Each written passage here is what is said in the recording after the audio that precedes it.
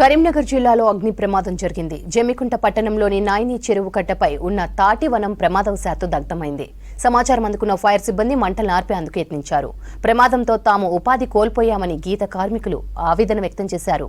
ప్రభుత్వం ఆదుకోవాలని డిమాండ్ చేశారు. మా కల్లువారి చెట్లు పొలంల గేటు కింద కొత్తపల్లె గ్రామస్తులు మేదారి వారు అంటుపెట్టిళ్ళు.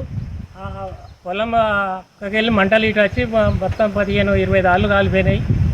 ఇప్పుడు మొత్తం జీవనోపాధి కల్లువారితో ఇప్పుడు ప్రస్తుతం కల్లువారి తాళ్ళే మొత్తం కాలిపోయినాయి. మా జీవనాధారం మీద మా నష్టపోయినాం, చాలా నష్టపోయినాం.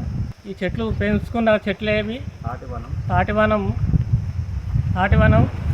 పెంచుకున్న చెట్లు మేము 20 సంవత్సరాలు సేద్యమైనాయి, కల్లువాడుతున్నాయి. వీటి మీదనే మా జీవనాధారం. మాకు పొలాలు భూములు ఏమీ లేవు గీత కార్మికులకు. ఈ తాడి చెట్టు అయినా మేము ఆధారపడి బతుకుతున్నాం. మా పిల్లలు జిల్లలంతా ఇప్పుడు మాకు చాలా నష్టం జరిగింది. ఈ నష్టపరిహారం మాకు ప్రభుత్వం